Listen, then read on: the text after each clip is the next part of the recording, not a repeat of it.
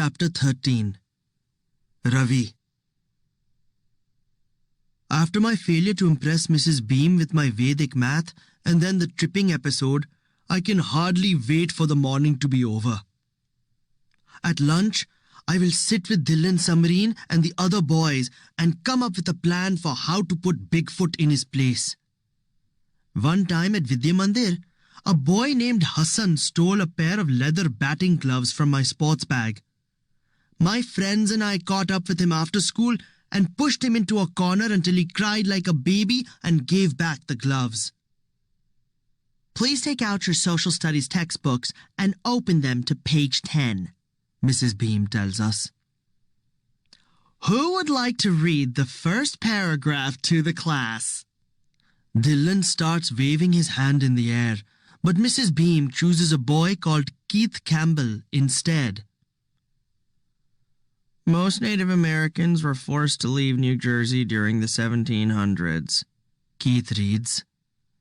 Descendants of New Jersey Native American people hid or... He stops before the next word. The word is assimilated, says Mrs. Beam. Class, please repeat after me. We all say it together. Assimilated. Can anyone tell me what that word means? Mrs. Beam asks. Mine is the only hand that goes up. Yes, Ravi, says Mrs. Beam. I start to stand up, but catch myself in time. I have been awarded another chance to impress Mrs. Beam, and I am not going to give her any reason to find fault with me. Assimilate. To consume and incorporate nutrients into the body after digestion, I say confidently. Mrs. Beam smiles, but she has that pity look again. I'm sorry, Ravi, she says. I'm afraid I couldn't understand you. Because of your accent, you're going to need to speak more slowly in class if you want to be understood. My face burns. Is there nothing I can do right? But I refuse to give up. I swallow my pride and try again. Assimilate, I say, slowly swirling my tongue around the words to make them sound more American. To consume and incorporate nutrients into the body after digestion. Thank you, Ravi, Mrs. Beam says, but the pity look is still there. In this context, however, the word assimilate means to try to fit in. Don't feel bad. It was a very good guess. A guess? Is that what she thinks? My answer was correct. I'm 100% certain of that. I have a photographic memory. I can still see the definition from my 4th grade science notebook clearly in my mind. Mrs. Beam asks Keith Campbell to continue with his reading. Descendants of New Jersey Native American people hid or assimilated into white society. Very good, Keith, Mrs. Beam says when he has finished reading. Then she looks around the room. Who would like to read the next paragraph? How about you, Joe? Bigfoot practically falls out of his chair. No way, he blurts.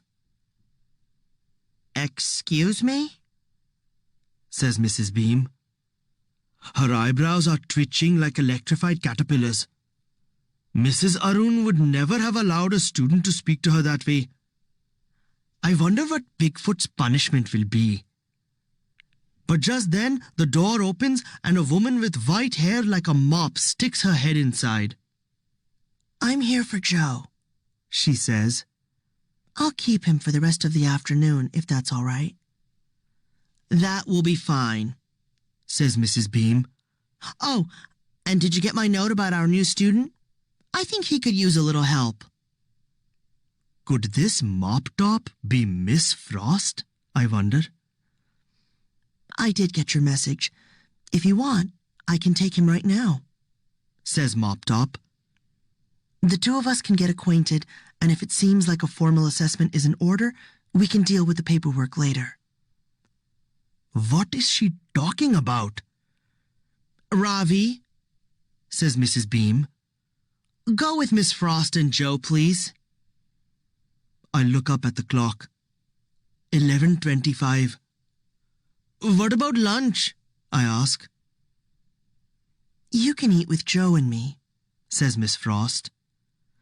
Do you buy school lunch or bring it from home? From home, I say softly. I don't want to eat my lunch in the resource room with Mop Top and Bigfoot. I want to go to the lunchroom with my friend. Ravi, says Mrs. Beam, Miss Frost is here to help you.